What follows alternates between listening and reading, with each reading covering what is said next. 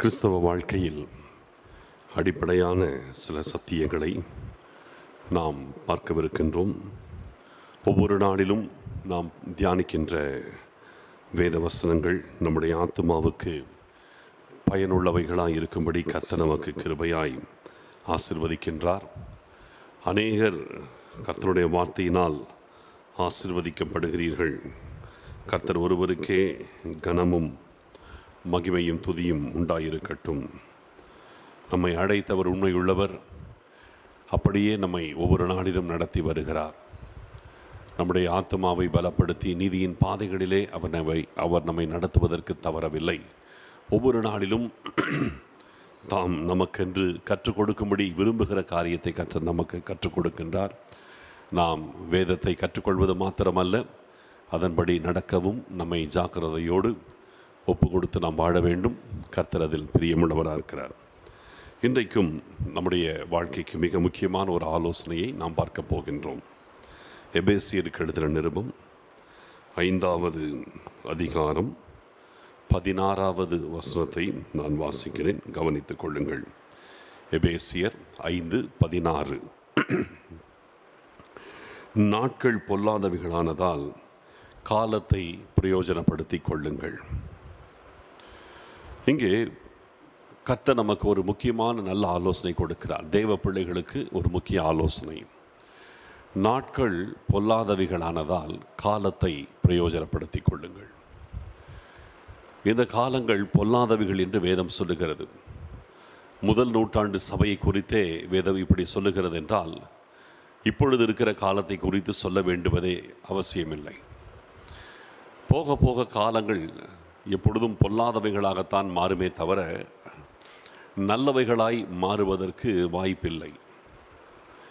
இதற்கு முன்பதாக ஒரு 30 வருஷத்துக்கு முன்பாக இருந்த வாழ்க்கை 20 வருஷத்துக்கு முன்னால் இல்லை. 20 வருஷத்துக்கு முன்பாக இருந்த வாழ்க்கை இப்பொழுது 10 வருஷத்துக்கு முன்னால் இல்லை. 10 வருஷத்துக்கு முன்னால் இருந்த காரியம் இப்பொழுது இல்லை. எல்லாம் காலங்கள் மாறிக்கொண்டே போகிறது. ஒவ்வொரு காலத்தை நீங்கள் பார்த்தீங்கன்னா முன்பை விட அடுத்த கட்டம் மோசமாகவே காணப்படுகிறது என்பதை நாம் மறுக்கவே முடியாது. சரி, நாட்கள் பொல்லாதவைகளாகத்தான் இருக்கும். பொல்லாத காலங்களும் பொல்லாத காரியங்களும் நம்மை சுற்றிலும் நிறைய நடக்கும். ஆனால் இந்த காலத்தில் தேவ பிள்ளைகளாகிய நாம் எப்படி இருக்க வேண்டும் அப்படின்னா, இந்த காலத்தை நாம் பிரயோஜனப்படுத்தணும். நம்மை சுற்றிலும் இருக்கிற காலம் மோசமான காலமாக இருந்தாலும் நமக்கு கொடுக்கப்பட்ட காலத்தை நாம் ஜாக்கிரதையோடு பயன்படுத்துகிறவர்களாக இருக்க வேண்டும். இது ரொம்ப முக்கியமான விஷயம். ஏன்னா நமக்கு இந்த உலகத்தில் இழக்கிற எதையும் திரும்ப சம்பாதிச்சு கொள்ளலாம். பணத்தை இழந்தால் திரும்ப சம்பாதித்து கொள்ளலாம். ஆரோக்கியத்தை இழந்தாலும் கூட திரும்பவும் பெற்றுக்கொள்ள முடியும். உறவுகளை இழந்தாலும் திரும்பவும் பெற்றுக்கொள்ள முடியும். இப்படி எத்தனையோ காரியங்களை, இழந்தவைகளை திரும்ப பெறுவதற்கு நிறைய எல்லா விஷயத்திலுமே வாய்ப்புகள் இருக்கிறது. ஆனால் காலத்தையும் நேரத்தையும் நாம் இழந்து விட்டால் அது இழந்தது தான். அதை திரும்பவும் பெறவே முடியாது. இந்த நவம்பர் மாதம் 20ஆம் தேதி இந்த 2020ஆம் வருஷம் இன்றையோடு முடிந்தது. இன்னொரு முறை இந்த நாள் வரப்போவது கிடையாது.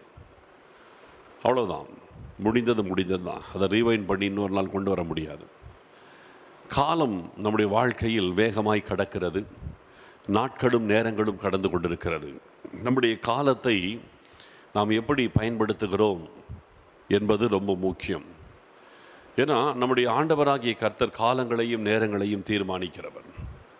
உலக தோற்றம் முதல் நீங்கள் யோசிச்சு பார்த்தீங்கன்னா ஆண்டவர் காலங்களை தீர்மானித்து தான் செய்கிறார். மனசாட்சியின் காலம், நியாயப்பிரமாண காலம், கிருபையின் காலம், நித்திய காலம், இப்படி ஒவ்வொரு காலம், அந்தி கிறிஸ்துவின் காலம் எல்லாமே இருக்குது. 1000 வருஷ சாட்சியின் காலம் நிறையா இருக்குது. இப்படி கர்த்தர் காலங்களை தீர்மானித்து அந்தந்த காலத்தில் நடத்துகிறார். அந்தந்த காலத்துக்கு ஏற்ற விதத்தில் ஆண்டவர் செயல்படுகிறதை நம்ம பார்க்குறோம். ஆனால் தேவ பிள்ளைகளாகிய நாம் இந்த விஷயத்தில் எவ்வளவு தூரம் கவனமாக இருக்கிறோம்? நம்முடைய காலத்தையும் நம்முடைய நேரத்தையும் நாம் எப்படி செலவு செய்கிறோம்? அதை பயனுள்ளதாய் செலவு செய்கிறோமா? ஆக்கப்பூர்வமாய் செய்கிறோமா? அல்லது நம்முடைய காலத்தையும் நேரத்தையும் நாம் வீணடித்து வீண் பொழுது போக்குகிறவர்களாய் மாறிவிடுகிறோமா என்பதில் நம்ம கவனமாக இருக்கணும்.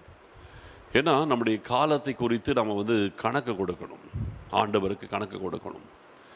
ஒருத்தர் ரட்சிக்கப்பட்டு எத்தனை வருஷம் ஆண்டவருக்காக வாழுகிறோம் என்பதை கர்த்தர் நமக்கு நியமிக்கிறார். அப்படி நியமிக்கப்பட்ட பின்பு அந்த காலத்திற்குள் நாம் ஆண்டவருக்கென்று சில காரியங்களை செய்ய வேண்டும் என்று ஆண்டவர் நம்மிடத்தில் எதிர்பார்க்கிறார். அப்படி எதிர்பார்க்கும் பொழுது அந்த காலத்தில் அந்த வேலைகளை நாம் செய்து முடிக்க வேண்டும். இது ரொம்ப முக்கியமான விஷயம், புரியுதுங்களா? கர்த்தர் நமக்கு ஆண்டவருக்கென்று வாழுகிற ஒரு காலத்தை கொடுக்கிறார். அந்த காலத்தில் நமக்கு சில காரியத்தை எதிர்பார்க்கிறார், நம்மிடத்தில் ஆண்டவர் எதிர்பார்க்கிறார். அந்த காலத்திற்குள் அந்த வேலைகளை நாம் கண்டிப்பாக செய்ய வேண்டும். இதற்கு வேதத்தில் நிறைய ஆதாரங்களை என்னால் காட்ட முடியும், நிறைய ஆதாரம் இருக்குது. நான் 1-2 மட்டும் உங்களுக்கு முக்கியமான சிலதை மட்டும் நான் உங்களுக்கு சுட்டி காட்டிட்டு காலத்தை நம்ம எப்படி பிரயோஜனப்படுத்த வேண்டும் என்பதை குறித்து நம்ம சில விஷயங்களை ஆலோசனைகளாய் ஒரு தேவ பிள்ளை எப்படி இருக்கணும் என்பதை குறித்து நம்ம பார்க்க போகிறோம். நான் இப்போ சொன்னேன், நமக்கு கொடுக்கப்பட்ட ஆவிக்குரிய வாழ்க்கையின் காலம், இந்த காலத்திலே ஆண்டவருக்காக நாம் செய்ய வேண்டிய வேலை என்று இருக்கிறது என்று சொல்லி நான் சொன்னேன். இதை குறித்து கர்த்தர் கணக்கு கேட்பார் என்றும் சொன்னேன். இது வேதத்தின்படி எவ்வளவு உண்மை, நான் உங்களுக்கு சில ஆதாரங்களை காட்டுகிறேன். யோவான் எழுதின சுவிசேஷம் 17ஆம் அதிகாரம் 4வது வசனம். யோவான் 17:4. பூமியிலே நான் உம்மை மகிமைப்படுத்தினேன், நான் செய்யும்படி நீர் எனக்கு நியமித்த கிரியையை செய்து முடித்தேன். இது இயேசு கிறிஸ்துவனுடைய வாக்கு மூலம், புரியுதுங்களா? இந்த யோவான் 17ஆம் அதிகாரம் இயேசு கிறிஸ்து செய்த ஒரு ஜெபம். அவர் சிலுவைக்கு செல்வதற்கு முந்திர ராத்திரி வேளையில் அவர் ஏறெடுத்த ஒரு நீண்ட ஜெபம்தான் இந்த யோவான் 17ஆம் அதிகாரத்தில் இருக்கிறது. இயேசு கிறிஸ்து கெத்செமனே தோட்டத்திலே அவர் ஜெபித்தார். 3 மணி நேரம் ஜெபித்ததாக நம் வேதத்தில் குறிப்புகளை பார்க்குறோம். மத்தேயு 26ஆம் அதிகாரத்தில் படிச்சிங்கன்னா தெரியும். ஆனால் அங்கே ஒரே ஒரு குறிப்பிட்ட வார்த்தை தான் நமக்கு மத்தேயு, லூக்கா எல்லாருமே ஒரு குறிப்பிட்ட வார்த்தையை மென்ஷன் பண்ணுவாங்க. அது என்னென்னா, பிதாவே இந்த பாத்திரம் என்னை விட்டு நீங்க கூடுமானால் நீங்கும்படி செய்யும், ஆகிலும் என் சித்தத்தின்படி அல்ல உம்முடைய சித்தத்தின்படியே ஆக கடவது என்று ஜெபித்தார் என்று நாங்கள் எழுதியிருக்கோம். ஆனால் 3 மணி நேரத்தில் அது மட்டும் தான் ஜெபித்தாரா? கிடையாது. அந்த 3 மணி நேரத்தில் அவர் பல விஷயங்களை ஜெபித்தார். அதில் முக்கியமாய் அவருடைய வாழ்க்கையை சார்ந்த விஷயங்களை தான் மத்தேயு, லூக்கா போன்றவர்கள்லாம் எழுதுகிறாங்க. ஆனால் யோவான் மாத்திரம் அந்த இடத்துல செய்யப்பட்ட அந்த ஜெபத்தை அப்படியே ரெக்கார்ட் கொடுக்குறாரு. என்ன ஜெபித்தார் என்பதை குறித்து தெளிவாக யோவான் மாத்திரமே தன்னுடைய சுவிசேஷத்திலே குறிப்பிடுகிறார். இந்த ஜெபம் எப்படிப்பட்ட ஒரு ஜெபம் என்றால், இது it is an high priest prayer அப்படின்வாங்க. அதாவது இது ஒரு பிரதான ஆசாரியன் செய்த ஜெபம். அதாவது இயேசு கிறிஸ்துவை ஒரு பிரதான ஆசாரியராக நாம் பார்க்கிறோம். அவர் மேல் ராஜரீக அபிஷேகம் இருந்தது, ஆசாரிய அபிஷேகம் இருந்தது, தீர்க்க தரிசன அபிஷேகமும் இருந்தது. பழைய ஏற்பாட்டு காலத்தில் இந்த 3 விதமான அபிஷேகம் உண்டு. சிலரை கர்த்தர் ராஜாக்கள் அபிஷேகம் பண்ணுவார், சிலரை ஆசாரியர்களாய் அபிஷேகம் பண்ணுவார், சிலரை தீர்க்கதரிசியாக கர்த்தர் அபிஷேகம் பண்ணினார். இப்படி ஒவ்வொருத்தருக்கும் ஒன்று. இப்போ தாவீது ராஜாவாக மற்றும் சவுல் போன்றவர்கள் ராஜாவாக அபிஷேகம் பண்ணப்பட்டாங்க. எலிசாவை தீர்க்கதரிசியாக அபிஷேகம் பண்ணுகிறார். ஆனால் அதே போல ஆசாரியராக ஆரோனை மோசே அபிஷேகம் பண்ணுகிறார். இப்படிலாம் இருக்குது. ஆனால் ஒட்டுமொத்தமாக இந்த 3 ஊழியங்களையும் ஒருமிக்க உடையவர் நம் ஆண்டவராகிய இயேசு கிறிஸ்து. ஆகினால் அவரை ஒரு ராஜாவாகவும் பார்க்க முடியும், ஒரு தீர்க்கதரிசியாகவும் வேதம் முழுவதிலும் பார்க்க முடியும், ஒரு ஆசாரியனாகவும் அவரை பார்க்க முடியும். ஆசாரியன் பரிந்து பேசுகிறவன். அப்போது அந்த ஜெபத்தை, அதான் இந்த 17ஆம் அதிகாரத்தில் இந்த ஜெபத்தை செய்கிறார். ஒரு ராஜரீக ஒரு ஆசாரியத்துவத்தின் ஜெபம். இதில் அவர் தன்னை குறித்து ஒரு கணக்கு கொடுக்கிறார். இதுதான் ரொம்ப அற்புதமான விஷயம். பூமியிலே நான் உம்மை மகிமைப்படுத்தினேன்.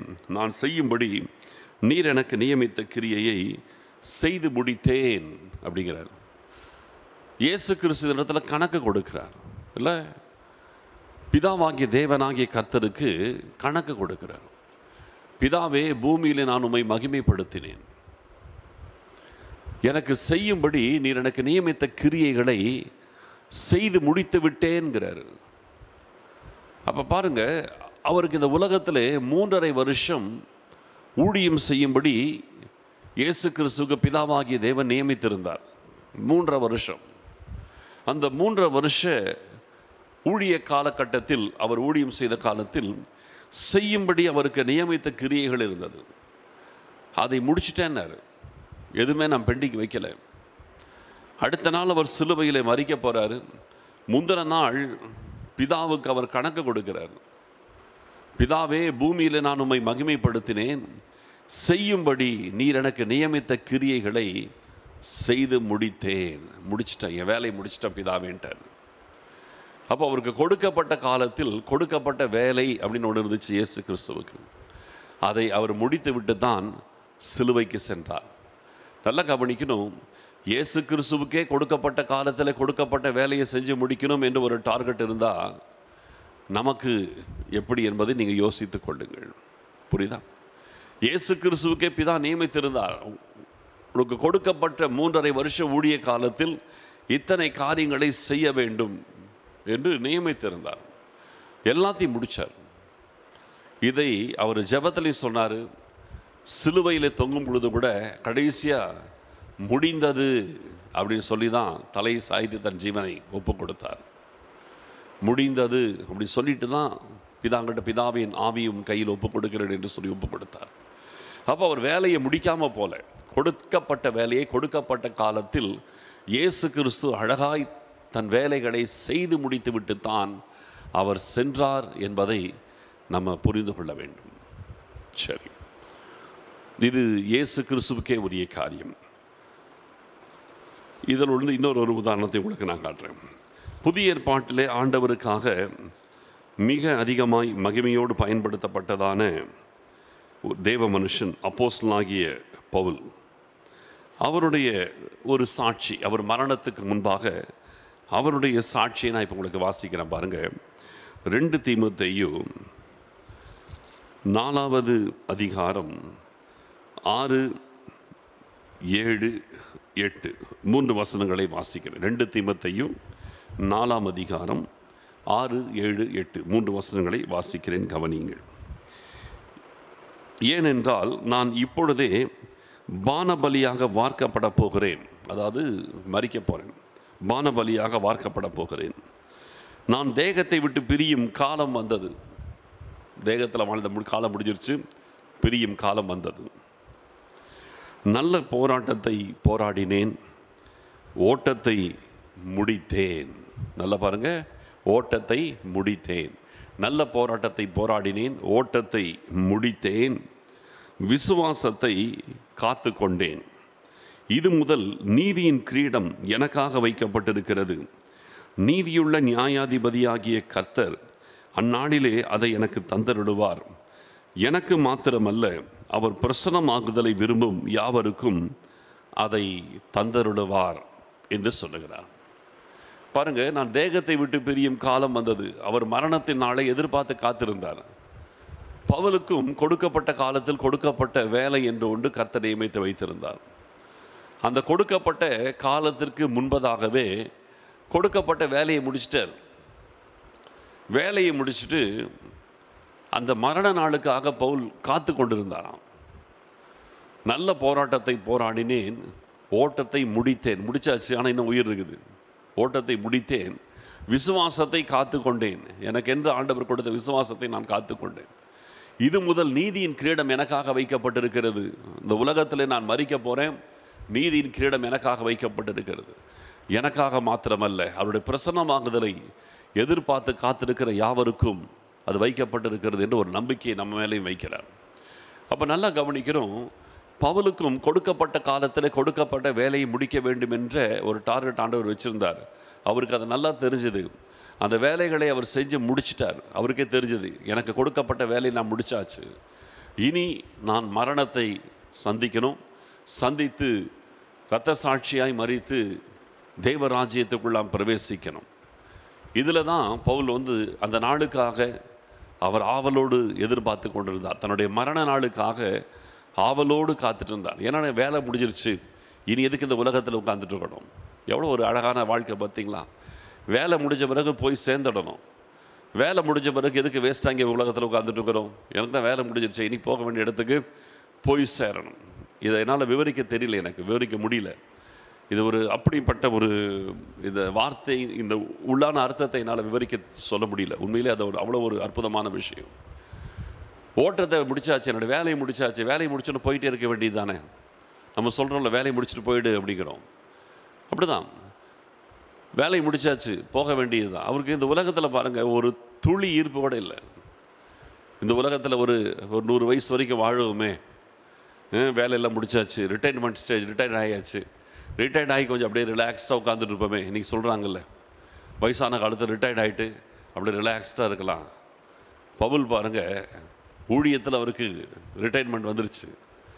வந்துட்ட பிறகு சரி, இனி ஊழியம் கிடையாது, நிம்மதியாக அப்படியே படுத்து தூங்கி எழுந்துச்சு, சாப்பிட்டு அப்படியே தூங்கி ரெஸ்ட் எடுத்துகிட்டு கொஞ்சம் காலம் நிம்மதியாக அந்த உலகத்தில் அப்படியே ரெஸ்ட் எடுத்துகிட்டு நிம்மதியாக அப்படியே ரிலாக்ஸ்டாக இருந்துட்டு அப்புறம் அப்படியே மாதிரி நிதானமாக போய் சேரலாம் நினச்சாரா? இல்லை, வேலை முடிஞ்சிச்சு. அப்புறம் எனக்கு இந்த உலகத்தில் எனக்கு என்ன வேலை இருக்குதுன்ற நினைக்கிறார். ஆண்டவர் கொடுத்த வேலையை முடிச்சாச்சு, அப்புறம் எதுக்கு இந்த உலகத்தில் வேஸ்ட்டாக உட்காந்துட்டு இருக்கணும்? போக வேண்டியது தானே அப்படின்னு வெயிட் பண்ணிகிட்ருக்காரு. எனக்கு இதுக்கு மேலே சொல்ல தெரியல. என்ன ஒரு அற்புதமான ஒரு எதிர்பார்ப்பு, என்ன ஒரு நம்பிக்கை, என்ன ஒரு நித்தியத்தை குறித்த நிச்சயம் இல்லை? வேலையை முடிச்சாச்சு, இனி இங்கே எதுக்கு வேஸ்ட்டாக உட்காந்துட்டு இருக்கணும்? எப்போ கழுத்தில் கத்தி வரும், போகலாம் மேலே. அந்த நாள் எவ்வளோ ஒரு அருமையாய், மரணத்தை எவ்வளோ இனிமையாக எதிர்பார்க்குறாரு பாருங்கள். இதுதான் ஒரு உன்னதமான ஒரு காரியம். நான் இதை எக்ஸ்பிளைன் பண்ண வரல, பட் இதை சொல்லாமல் இருக்க முடியல. அப்போது ஆண்டவர் வேலையை, அவருக்கு கொடுத்த வேலையை முடிச்சிட்டாரு. முடிச்சுட்டு உடனே கிளம்புறதுக்கு தான் அவர் ப்ரிப்பேர்டாக இருந்தார். பார்த்தீங்களா, பவுலுக்கும் வேலை முடிஞ்சிருச்சு. இயேசு கிறிஸ்துவும் வேலையை முடிச்சுட்டு தான் கிளம்புறேன்னாரு. பவுலும் வேலையை முடிச்சுட்டேன், நான் கிளம்ப போகிறேன் அப்படின்றார். அப்போ இவங்க எல்லாருமே இந்த உலகத்தில் கொடுக்கப்பட்ட காலத்தில் கொடுக்கப்பட்ட வேலைன்னு ஒன்று இருக்கிறதை உணர்ந்திருந்தாங்க. அந்த காலத்தில் அந்த வேலைகளை செய்து முடித்தார்கள்.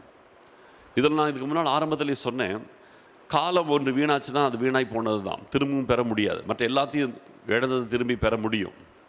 ஆனால் காலம் வீணாய் போன பிறகு அந்த வீணாய் போகிற அந்த நாள், இன்றைக்கி இந்த நாள்ன்றது இன்றைக்கி அவ்வளோதான், முடிஞ்சு போச்சு. இன்னொரு தடவை 2020 நவம்பர் 20 வரவே வராது, அவ்வளோதான். அப்போது அந்த நாள் முடிஞ்சிச்சு தான், அவ்வளோதான், இன்னொரு நாள் கிடையாது. அப்போ நம்முடைய வாழ்க்கையிலே நம்ம புரிஞ்சுக்கணும், நமக்கு கொடுக்கப்பட்ட வேலையை அந்தந்த நேரத்தில் அந்தந்த வேலையை நம்ம கரெக்டாக முடிச்சிட்டேன்னா, அல்லது பெண்டிங் வச்சேன்னா கடைசியில் நான் எல்லாம் அப்படியே குழம்பி தத்தளித்து தவிச்சு போராட வேண்டியிருக்கும். சிலர் இருப்பாங்க, பிள்ளைங்க பார்த்திங்கன்னா கடைசி வரைக்கும் படிக்கவே மாட்டாங்க. கடைசியில் எக்ஸாமுக்கு முந்தின நாள் மட்டும் ஹோல் நைட் உட்காந்து ஒரு நிமிஷம் தூங்காமல் அப்படியே ப்ரெஷரோடு உட்காந்து நைட் ஃபுல்லாக படிச்சுட்டு அப்படியே போய் எழுத போவாங்க. முந்தின நாள் வரைக்கும் ஒன்றுமே தொட மாட்டாங்க. கடைசி ஒரு நாள் உட்காந்து அப்படியே ஹோல் நைட் தூங்காமல் அப்படியே முழிச்சு போய் படித்து என்னமோ எழுதி பாஸ் பண்ணிட்டு வந்துடுவாங்க. சிலர் தூங்கிட்டு வந்துடுவாங்க, அப்படி ஆகிடும். சிலர் அதையும் அந்த நாளையும் முயற்சி பண்ணாமல் விட்டுறதும் உண்டு. சரி போட்டோம், இந்த மாதிரி இருக்கிறவங்க இருக்காங்க. ஆனால் அவங்க பாருங்கள், அந்த கடைசி நாள் அவ்வளோ ப்ரெஷர், ஐயோ முடிக்கலையே, ஒன்றுமே தெரியலையேன்னு தவிச்சிட்டு இருப்பாங்க.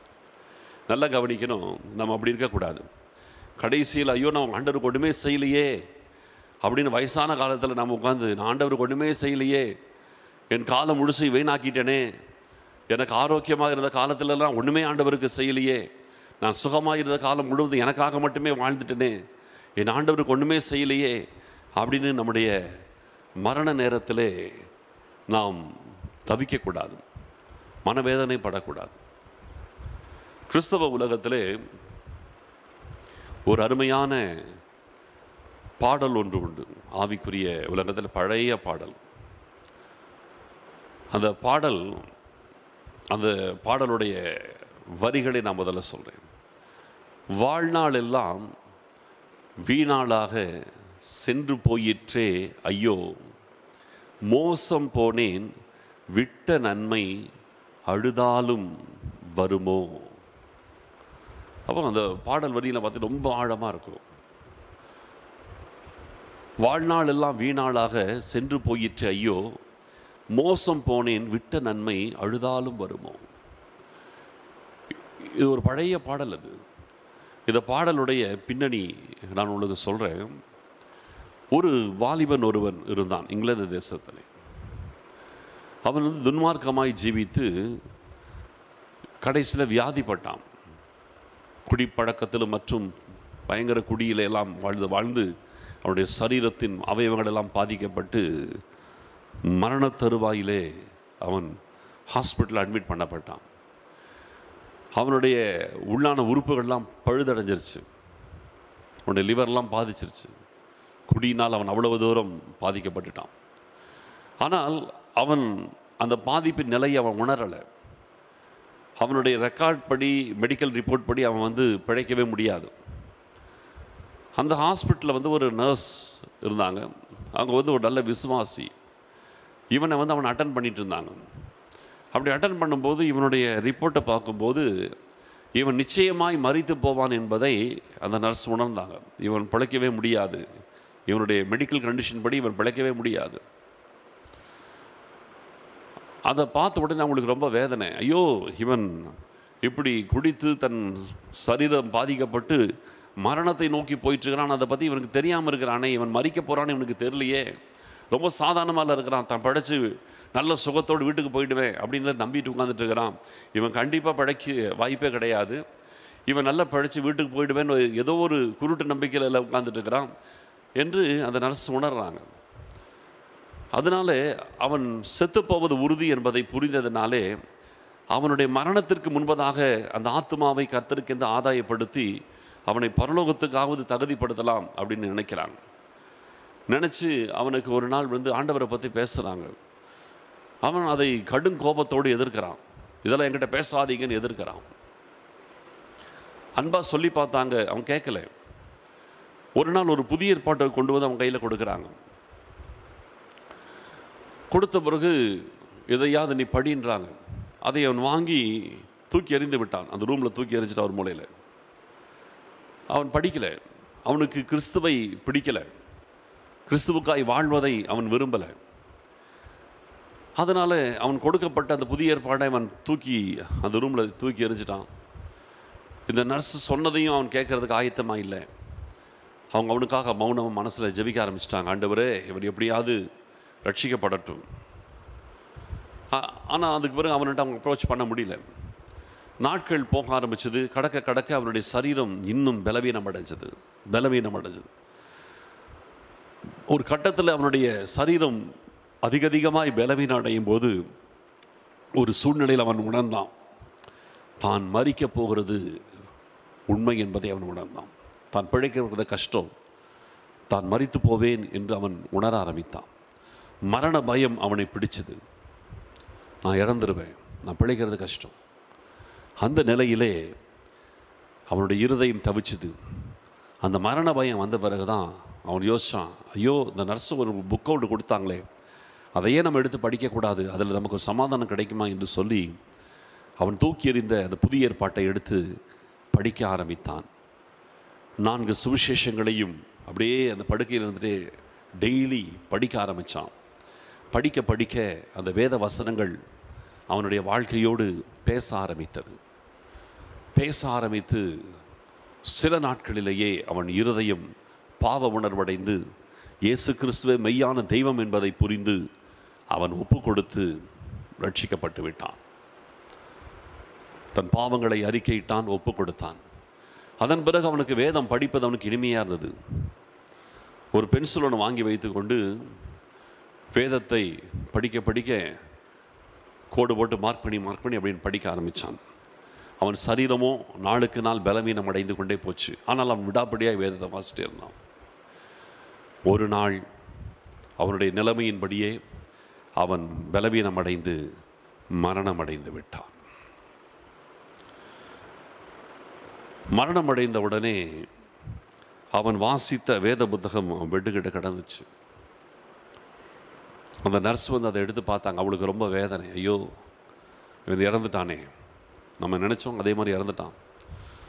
சரி, ஏதோ இவன் கடைசி காலத்தில் நம்ம பைபிள் படித்தானே, என்ன தான் படிச்சிருக்கிறான் பார்க்கலாம் இந்த வேதத்தை எடுத்து அவங்க வந்து பார்க்குறாங்க. ஆரம்பத்திலிருந்து அவன் கோடு போட்டு படித்திருந்திருக்கிறான். ஒரு கட்டத்தில் வரும் பொழுது வேதத்தில் ஒரு பகுதியிலே அவன் டேட் போட்டு எழுதியிருக்கிறான். இந்த குறிப்பிட்ட நாளிலே நான் பாவி என்பதை உணர்ந்துகிறேன், இயேசு கிறிஸ்துவே மெய்யான தெய்வம் என்பதையும் இரட்சகர் என்பதையும் நான் புரிந்து கொண்டேன். ஆகையால் இன்றைக்கு நான் இயேசு கிறிஸ்துவின் இடத்தில் என் வாழ்க்கையை ஒப்பு கொடுத்துட்டேன். என் பாவங்களை அவர் எனக்கு மன்னித்து விட்டார். அவருடைய இரத்தம் என் பாவங்களை கழுவி விட்டது. நான் பரிசுத்தமாகி விட்டேன். நான் சமாதானத்தை பெற்றுக்கொண்டேன் அப்படின்னு ஒரு நாள் ஒரு டேட் போட்டு எழுதியிருக்கான். தொடர்ந்து அதற்கு பிறகும் அவன் வாசித்திருக்கிறான். கோடு போட்டு வாசிச்சிருக்கிறான். கடைசியில் அந்த புதிய ஏற்பாட்டின் கடைசி பகுதியை திறந்து பார்க்கும்போது அங்கே சில வரிகள் அவன் எழுதியிருந்தான். நான் மரணம் அடைய போகிறேன் என்பது எனக்கு புரிகிறது. நான் என் ஆண்டவரிடத்தில் போய் சேரப்போகிறேன் என்பது எனக்கு தெரியுது. ஆனால் அதை நினைக்கும் போது சந்தோஷமாக தான் இருக்குது. ஆனால் அதே நேரத்தில் நான் அவருக்காக ஒன்றுமே செய்யவில்லையே என்பதை நினைக்கும் போது என் இருதயம் மிகுந்த வேதனை அடைகிறது. அவன் சொல்லிட்டு தான் அவன் எழுதியிருக்கிறான். ஆத்மா ஒன்றும் ரட்சிக்காமல் வெட்கத்தோடே ஆண்டவா, வெறும் கையனாக உம்மை கண்டுகொள்ளலாகுமோ? வாழ்நாள் எல்லாம் வீணாளாக சென்று போயிற்றே, ஐயோ மோசம் போனேன், விட்ட நன்மை அழுதாலும் வருமோ என்று தன் வேதனையை அவன் பாடலாக வடித்து அவன் மரித்து போனான். அந்த பாடல் இன்றைக்கும் சொல்கிற உலக பிரசித்தி பெற்ற பாடல்.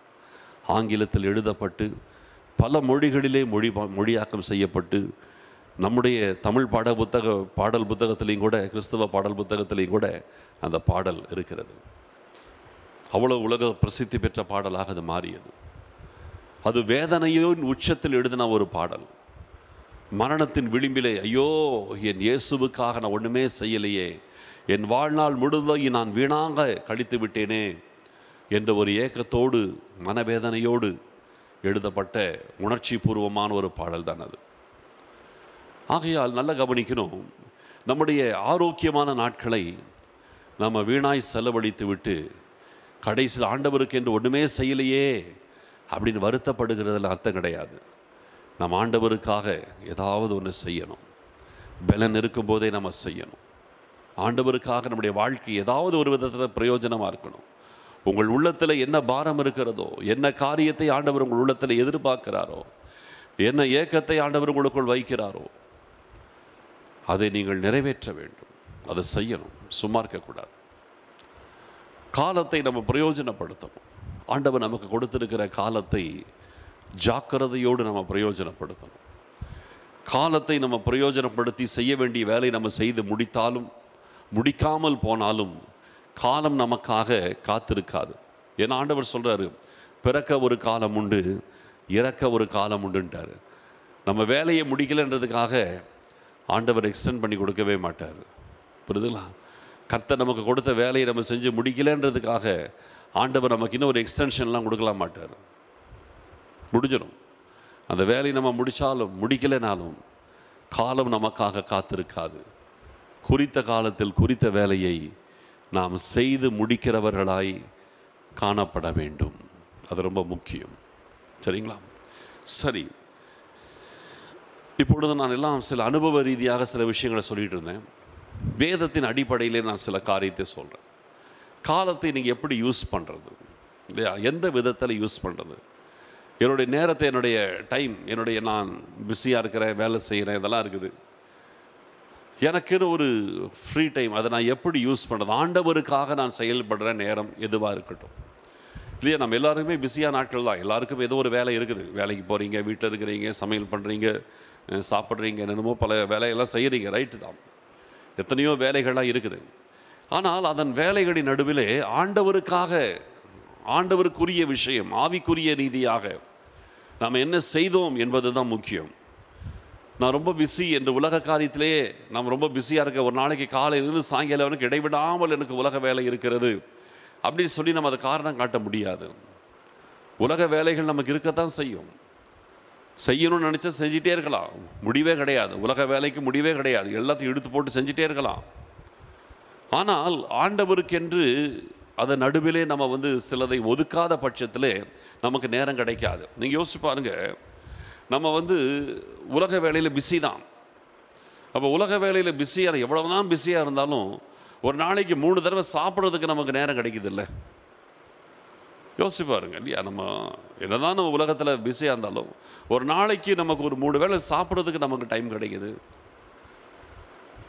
வீணாக செலவழிக்கிறதை விட்டுருங்க, மற்றபடி தூங்குறதுக்கு நேரம் கிடைக்குது, இதுக்கெல்லாம் கிடைக்குது இல்லை? அப்போ எப்படி கிடைக்குது? இதுக்கு நம்ம ஒதுக்கி கொடுக்குறோம். சாப்பிட்றதுக்குன்னு ஒரு நாளைக்கு ஒரு 3 நேரத்தை நம்ம ஒரு டைமில் ஒதுக்கி கொடுக்குறோம். அதே மாதிரி சொல்கிறேன், ஆவிக்குரிய ரீதியாகவும் நீங்களாக ஒரு காலத்தையும் நேரத்தையும் ஆண்டவருக்கு ஒதுக்கி கொடுக்காத பட்சத்தில் உங்களுக்கு டைம் கிடைக்காது. டைம் கிடைக்கல, எனக்கு டைம் இல்லை, டைம் இல்லை, டைம் கிடைக்கலன்னு ஒருத்தர் சொல்கிறாங்கன்னா அது உண்மை கிடையாது. டைம் ஒதுக்கலைன்னு ஒத்துக்கணும். எனக்கு ஆண்டவரோடு செலவிடுறதுக்கு எனக்கு டைமே கிடைக்கல, அது உண்மை கிடையாது. அப்படி சொன்னால் நான் ஒத்துக்க மாட்டேன். நீங்கள் விரும்புகிற எத்தனையோ காரியங்களுக்கு கொடுக்க டைம் கிடைக்குது இல்லை? அப்போ ஏன் ஆண்டவருடைய காரியத்தில் மட்டும் டைம் கிடைக்கல? நாம் ஒதுக்குறோம், கிடைக்குது. இதுக்கு ஒதுக்கலை, கிடைக்கல. நம்ம ஒதுக்காமல் இருந்து விட்டு, ஆண்டவருக்கென்று நம்முடைய நேரத்தை ஒதுக்காமல் இருந்து விட்டு டைம் கிடைக்கலன்னு சொல்லி நம்ம சொல்கிறது பொய், அது உண்மை கிடையாது. நம்ம நினச்சா நமக்கு முடியும், நினச்சா ஒதுக்க முடியும். நம்ம என்ன செய்யறதில்ல, நினைக்கிறதில்ல, அதனால தான் கிடைக்கிறதில்ல. இதான் நம்ம உண்மை, சரியா?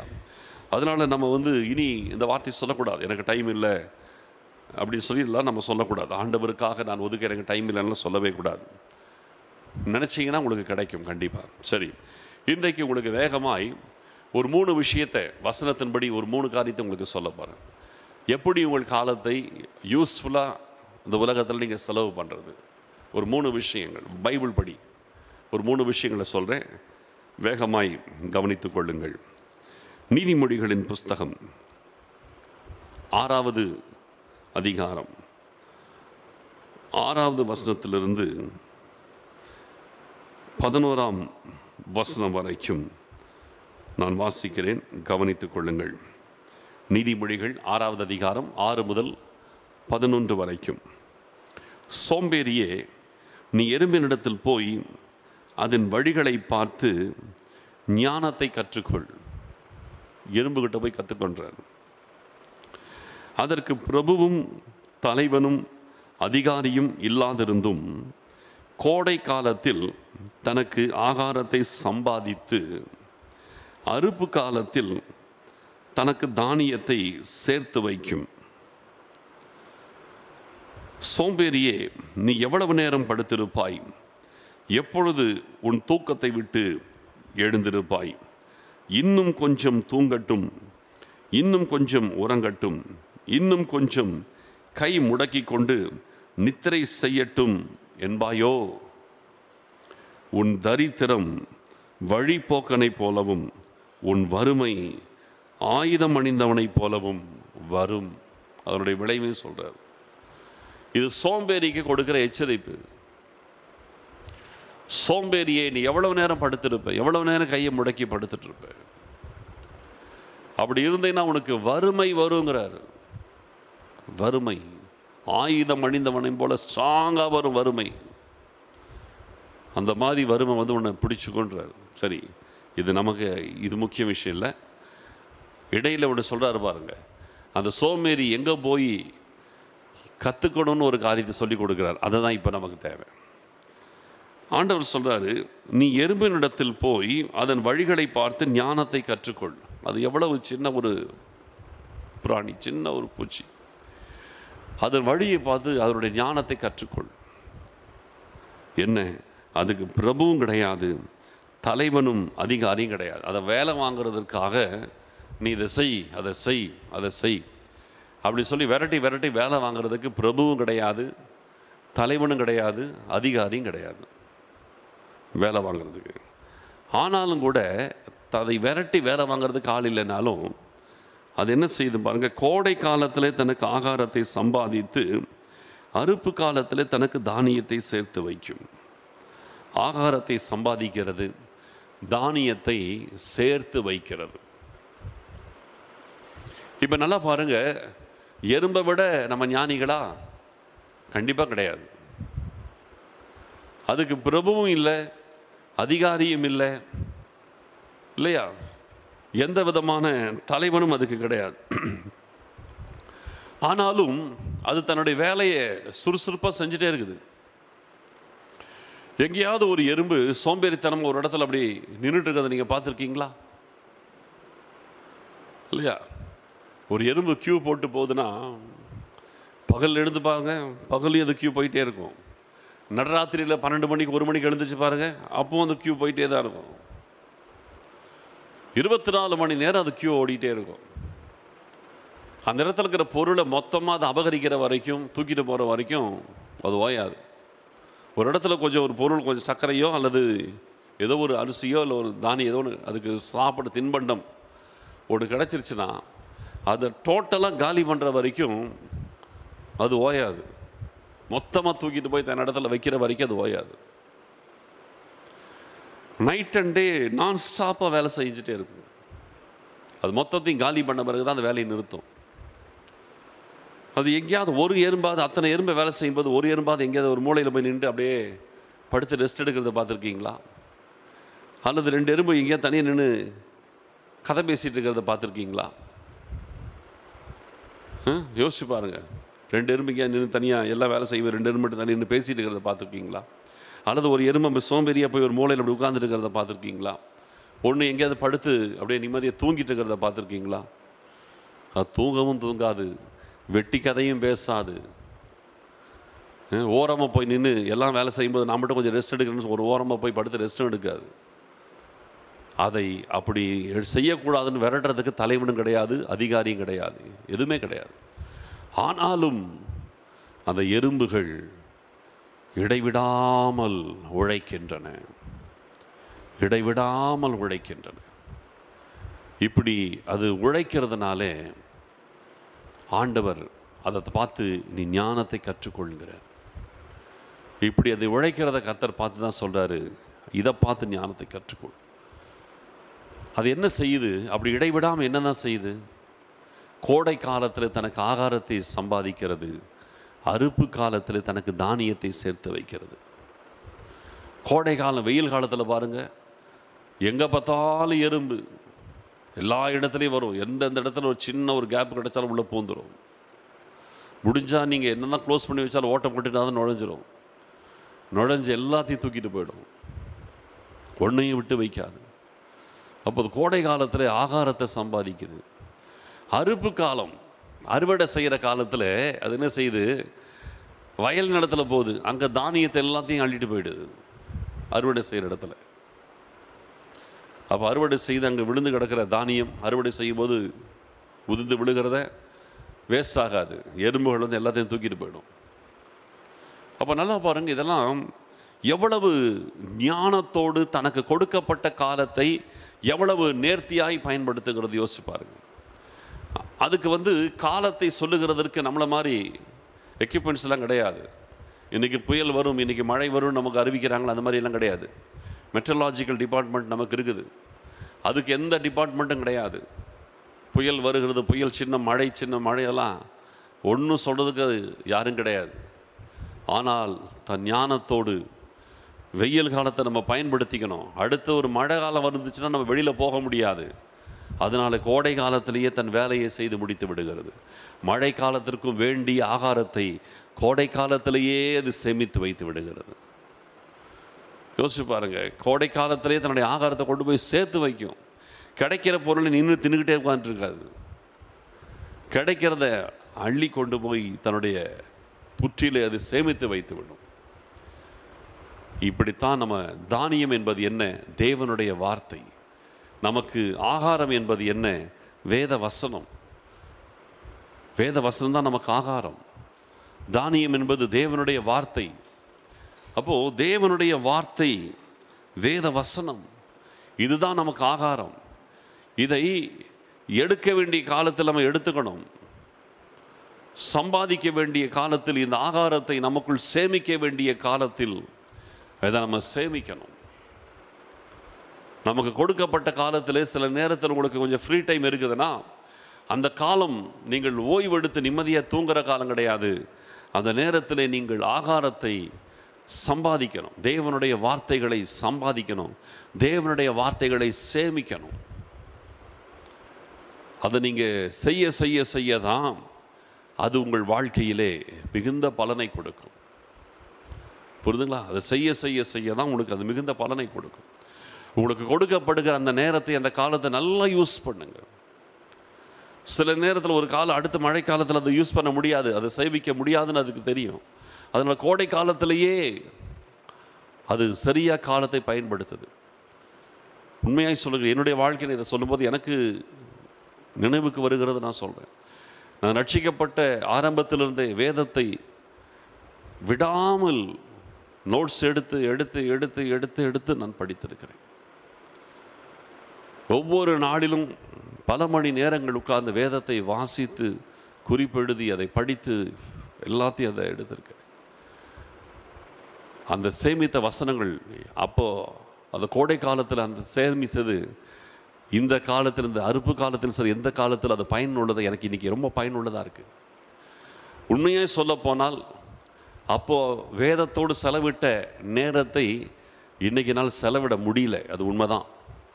அப்போ செலவிட்ட ஆரம்பத்தில் நான் வந்து செலவிட்ட அந்த நேரத்தை இப்போ செலவிடுவது சற்று கடினமாக இருக்குது, முடியல. ஏன்னா இப்போ ஊழியத்தில் அவ்வளோ பிஸியாக இருக்கிறதுனால இதுக்கான அவ்வளவு நேரத்தை ஒதுக்க முடியல. அது உண்மைதான். ஆனால் அப்போ சேமித்தது எதுவுமே வீண் கிடையாது. அது இப்பொழுது பயன்படுத்துவதற்கு ரொம்ப யூஸ்ஃபுல்லாக இருக்குது. அப்போ நமக்கு ஒரு கட்டத்தில் வந்து ஆகாரத்தை சேமிக்கிறதற்கான ஒரு நேரம் இருக்கும், அதை செயல்படுத்துவதற்காக, அதை பயன்படுத்துவதற்கான ஒரு நேரம் இருக்கும். அதனால் தேவ பிள்ளைகள், உங்களுக்கு எந்த நேரம் உங்களுக்கு இப்போ ஃப்ரீ இருக்குதோ அதை ஃப்ரீயாக வேஸ்ட் பண்ணாதீங்க. ஆகாரத்தை சேமியுங்கள், தானியத்தை சேமியுங்கள். தானியம் என்பது தேவனுடைய வார்த்தை. இந்த வார்த்தைகளை நீங்கள் சேமிக்க ஆரம்பியுங்கள். அது பிற்காலத்திலே நீங்கள் அதை மற்றவர்களுக்கு கொடுப்பதற்கு, நீங்கள் அதை கொடுப்பதற்கு அது உங்களுக்கு பிரயோஜனமாக இருக்கும். அந்த சேமித்தது எது வேஸ்ட் ஆகாது. அதை அப்படியே நீங்கள் நிறைய பேருக்கு கொடுக்கலாம். சேமிக்க ஒரு காலம் உண்டு, அதை கொடுத்து விடுவதற்கு கர்த்தர் ஒரு காலத்தை வைக்கிறார். ஆகையினாலே வேத வசனத்தை சேமிக்கிறதற்கு உங்கள் காலத்தை நீங்கள் பிரயோஜனப்படுத்தணும். புரியுதுங்களா? வேதத்தை சேமிக்கணும், வசனத்தை சேமிக்கிறதற்காக உங்கள் காலத்தை யூஸ் பண்ணுங்க, காலத்தை வீணாக்கிடாதீங்க. ரெண்டாவது, அதே எபேசியருக்கு எழுதின நிருபம் 6வது அதிகாரம் 18வது வசனத்தை நான் வாசிக்கிறேன், கவனியுங்கள். எபேசியர் 6:18. எந்த சமயத்திலும் சகலவிதமான வேண்டுதலோடும் விண்ணப்பத்தோடும் ஆவியினாலே ஜெபம் பண்ணி, அதன் பொருட்டு மிகுந்த மன உறுதியோடும் சகல பரிசுத்தவான்களுக்காகவும் பண்ணும் வேண்டுதலோடும் விழித்து கொண்டிருங்கள். பாருங்க, எந்த சமயத்திலும், எப்போவுமே, இந்த நேரம் அந்த நேரம் கிடையாது, எந்த சமயத்திலும் சகலவிதமான வேண்டுதலோடும் விண்ணப்பத்தோடும் ஆவியினாலே நீங்கள் ஜெபம் பண்ணி, அதன் பொருட்டு மிகுந்த மன உறுதியோடும் சகல பரிசுத்தவான்களுக்காகவும் பண்ணும் வேண்டுதலோடும் விழித்து கொண்டிருங்கள். எந்த சமயத்திலும், அப்படின்னு எல்லா டைமும் நீங்கள் ப்ரே பண்ணுங்கன்றார். செய்ய முடியுமா? முடியும். எந்த சமயத்திலும். நான் எப்பவுமே நடைமுறையாக சில ஆலோசனைகளை உங்களுக்கு சொல்லுவேன். ப்ரேயரை வந்து நம்முடைய நினைவுகளோடு நம்ம கனெக்ட் பண்ணிட்டீங்கன்னா எந்த சமயமும் செய்ய முடியும். நீங்கள் ஒரு கடைக்கு போகிறீங்க, ஒரு பொருள் வாங்க போகிறீங்க, அதை நீங்கள் ஜெபமாக மாற்றலாம் இல்லையா? ஒரு கடைக்கு போகிறீங்க, ஒரு பொருள் வாங்க போகிறீங்க, ஆண்டவரே நான் வாங்கிறது உம்முடைய சித்தத்தின்படி நான் வாங்கணும்ப்பா, உம்முடைய சித்தமில்லாத ஒரு பொருளை நான் வாங்கிடக்கூடாது. அதை கிளம்பும்போது ஜெபம் பண்ணுங்க. போகும்பொழுது, ஆண்டவரே நீங்கள் தான் என்னை வழி நடத்தணும், இப்பொழுது இந்த பொருளை வாங்குறதுக்கு எனக்கு வசதி கொடுத்துருக்கிறீங்களே, உமக்கு ஸ்தோத்திரம் ஜெபமாக, ஸ்தோத்திர ஜெபமாக, விண்ணப்ப ஜெபமாக, ஏதாவது சகல விதமான வேண்டுதலோடு விண்ணப்பத்தோடும் போங்க. நம்முடைய நினைவுகளுக்கு எப்போவுமே ஸ்டாப் ஆகாது, ஒர்க் பண்ணிக்கிட்டே இருக்கும். ஏதாவது ஒன்று யோசிக்கிட்டே இருக்கும். அது நல்லதாக இருக்கும், கெட்டதாக இருக்கும், சந்தோஷமானதாக இருக்கும், துக்கமானதாக இருக்கும், அன்புள்ளதாக இருக்கும், கசப்புள்ளதாக இருக்கும். ஏதாவது ஒன்று நம்ம மைண்ட் என்ன செய்யும், ஏதாவது ஒன்று வரும். உங்கள் மைண்டில் எதெல்லாம் வருகிறதோ அதை எல்லாமே ஜெபமாக மாற்ற பழகி பாருங்கள். திடீர்னு யாராவது ஒருத்தரை பற்றி உங்களுக்கு தாட் வருதா, உடனே அந்த நபருக்காக ஒரு ஜெபம் பண்ணுங்க. சம்மந்தமே இல்லாமல் யாரோ ஒருத்தரை நீங்கள் திடீர்னு உங்களுக்கு ஞாபகம் வருது, ஏன் இவரை பற்றி இப்போ நினைக்கிறோம் அப்படின்னு நீங்கள் நினச்சிட்டு நீங்கள் பல நேரத்தில் மறந்துடுறீங்கல்ல. திடீர்னு உங்களுக்கு யாரோ ஒருத்தர் நினைப்பு வருது, நம்ம என்ன திடீர்னு ஏன் இவரை பற்றி நம்ம நினைக்கிறோன்னு நீங்கள் யோசிக்கிறீங்க. திடீர்னு நினச்சிட்டு அப்புறம் விட்டுறீங்க. அப்படி பண்ணாதீங்க. திடீர்னு அந்த நபரை பற்றி ஏன் உங்களுக்கு ஒரு தாட் வரணும்? ஏன் அதை ஆண்டவர் கொடுத்துருக்கக்கூடாது? இல்லை, ஆண்டவர் அதை கொடுத்துருப்பார். அந்த நபரை பற்றி என்றைக்கோ பார்த்தது, என்றைக்கோ நினச்சது, திடீர்னு அந்த நபரை பற்றி ஒரு தாட்டு வருதுன்னா அது அந்த நபரை ஆண்டவர் தான் உங்கள் மைண்டில் கொண்டு வந்து நிற்க வைக்கிறார். எதுக்கோ அந்த நபரை பற்றி உங்களுக்கு ஏதோ தெரியும், தெரிஞ்ச வரைக்கும் அந்த நபருக்காக ஒரு ஜெபம் பண்ணுங்க. ஆண்டவரே, ஒரு ரட்சிக்கப்படாத நபர் அந்த ஆண்டவரே அவங்கள ரட்சிங்கன்னு சொல்லுங்கள். அல்லது அவங்களுடைய ஏதாவது ஒரு தேவை ஏதாவது இருக்கும், உங்களுக்கு தெரியும், அவங்கள பற்றி ஏதாவது உங்களுக்கு தெரிஞ்சிருக்கும் இல்லையா, அதை வச்சு நீங்கள் 2 வார்த்தை மனசில் நினைங்க. ஆண்டவரே, இவங்களை காத்துக்கொள்ளுங்க, அவங்க ரட்சிங்க, அவங்க குடும்பத்தை ஆசீர்வதிங்க, அவங்களுக்கு நல்ல வேலை இல்லாமல் இருக்கிறாங்க, அவங்களுக்கு நல்ல வேலை கொடுங்க. ஏதாவது அவங்கள பற்றி என்ன தாட்டு வருதோ, அவங்கள பற்றியே ஒரு நினைவு வந்தோடனே அவங்கள பற்றி உங்களுக்கு என்ன தெரியுமோ அதை நீங்கள் ஒரு 2 நிமிஷம் ஜெபிக்கலாமே.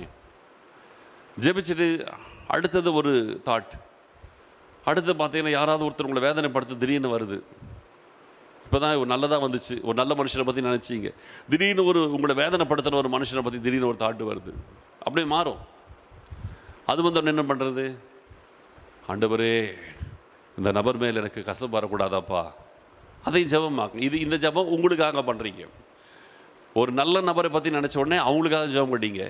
உங்களை கஷ்டப்படுத்தின ஒரு நபரை பற்றி தாட் வருது, உடனே என்ன செய்யணும்? அதுக்கு உங்களுக்காக ஜெபம் பண்ணுங்க. ஆண்டவரே, இந்த நபர் மேலே எனக்கு ஒரு கசப்பு வரக்கூடாதாப்பா, எனக்கு என்னுடைய இருதயம் இந்த நபர் மேலே எந்த ஒரு கோபம் கசப்பு இல்லாதபடிக்கு என்னை கிருபையாய் காத்துக்கொள்ளுங்க. ஜெபம் பண்ணுங்க. கசப்பு இல்லைன்னா பிரச்சனை இல்லை. கசப்பு இல்லைன்னா நீங்கள் என்ன செய்யுங்க, அந்த நபரை ஆசீர்வதிங்க. ஒருவேளை அந்த நபரை பற்றி ஒரு வருத்தம், ஒரு வேதனை, கசப்பு வருதுன்னா அதையும் உங்களுக்கு நீங்கள் ஒப்பு கொடுக்கறதுக்கு வழியை பாருங்கள். இப்படி தான் எந்த சமயத்திலும் நாம் ஜெபத்தை நம்முடைய லைஃப்பில் நீங்கள் கலக்கலாம். உங்கள் சிந்தனைகளை, நினைவு எண்ணங்களை, எண்ண ஓட்டங்களை ஜெபங்களாக நீங்கள் மாற்றும் பொழுது எந்த சமயத்திலும் நீங்கள் ஜெபிக்கிறவர்களாக, அதாவது உங்கள் காலத்தை நீங்கள் பிரயோஜனப்படுத்துகிறவர்களாக இருப்பீர்கள். வீணான சிந்தனை, வீணான எண்ணங்கள் அது நம்முடைய வாழ்க்கையை தாறுமாறாக மாற்றிடும். தீமையை யோசிக்கிறவர்கள் தவறுகிறார்கள் அல்லவா, நன்மையை யோசிக்கிறவர்களுக்கோ ஜீவனும் சமாதானமும் உண்டு என்று வேதம் சொல்லுகிறது. தீமையை நம்ம யோசிச்சோம்னா நம்ம தவறி தான் போவோம். கெட்டதான ஒரு காரியத்தை யோசிச்சுட்டே இருந்தீங்கன்னா அந்த கெட்ட விஷயத்தை நீங்கள் செஞ்சிருவீங்க. அதை விட்டுட்டு அந்த கெட்ட காரியத்தை நீங்கள் ஜெபமாக மாற்றி பாருங்கள், உடனே அது உங்களுக்கு சரியாக மாறிடும். உங்கள் மைண்ட் ப்ரேயர்ஃபுல்லாக மாறிடும். நீங்கள் தவறு செய்யாதபடி நீங்கள் நன்மை செய்கிறவர்களாய் அது உங்களை உருவாக்கும். அதனால தான் ஜெபம் என்பது நம்ம முழங்கால் படியிட்டு கதவை மூடி கண்ணை மூடி அப்படி பண்ணுறது மட்டும்தான் ஜெபம் நினைக்காதீங்க. உங்களுடைய வேலைகளின் நடுவிலே, உங்களுடைய பிரயாணத்திலே, நீங்கள் படுத்திருக்கும் பொழுது, வேலை செய்யும்போது, உட்கார்ந்திருக்கும்போது உங்கள் நேரத்தை நீங்கள் ஜெபமாக மாற்ற முடியும். அப்படி மாற்றும்போது அது உங்களை பாதுகாத்து கொள்வதற்கு உதவி செய்யும். அந்த ஜெபம் நிறைய பேருக்கு ஆசீர்வாதமாக மாறும். நீங்கள் ஒரு வார்த்தை சொல்லியிருப்பீங்க, ஆண்டவரே இந்த நபரை ரட்சி, திடீர்னு யாரோ ஒருத்தரை நினச்சிங்க, அந்த நபரை ஆண்டவரே ரட்சியோன்னு சொல்லியிருப்பீங்க. அந்த ஒரு வார்த்தையை ஆண்டவர் எடுத்துக்குவார், ஜெபம் எடுத்துக்குவார். அந்த நபரை, அந்த ஒரு வார்த்தை நீங்கள் கேட்டது நிமித்தம் அந்த நபரை கர்த்தர் ரட்சிப்பார். இது எவ்வளோ பெரிய அளவுக்கு தேவநாமத்தின் மகிமையாக இருக்கும். பரலோகத்தில் உங்களுக்கு இது ஒரு பெரிய பொக்கிஷமாய் மாறும். அதனால தான் எந்த சமயத்து ப்ரேயரை நீங்கள் யூஸ் பண்ணிக்கிங்க, டைமை வேஸ்ட் பண்ணாமல். ஃபஸ்ட்டு வசனத்தை சேகரிக்க, 2வது ஜெபிக்க, 3வது ஒரே ஒரு காரியத்தை நான் உங்களுக்கு சொல்லி முடிக்கிறேன். 2 தீமோத்தேயு 4ஆம் அதிகாரம் 2வது வசனத்தை வாசிக்கிறேன். சமயம் வாய்த்தாலும் வாய்க்காவிட்டாலும் ஜாக்கிரதையாய் திருவசனத்தை பிரசங்கம் பண்ணு. எல்லா நீடிய சாந்தத்தோடும் உபதேசத்தோடும் கண்டனம் பண்ணி கடிந்து கொண்டு புத்தி சொல்லு.